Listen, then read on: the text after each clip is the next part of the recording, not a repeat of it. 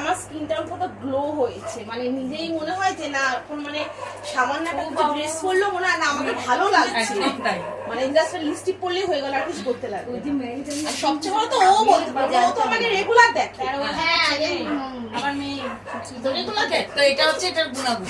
আমি বৌদিকে বলেছি বৌদি পুজোর সময় একটা তুলে রাখবো, বলেছি কেন বাড়িতে গেছি নাকি বৌদি পুজোর সময় বোকার মতন পুজোর সময় না করে আজকে তুলে নেবে।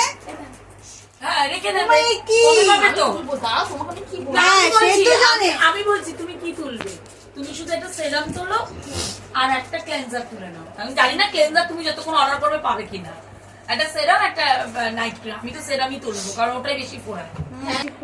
ও বলেছিল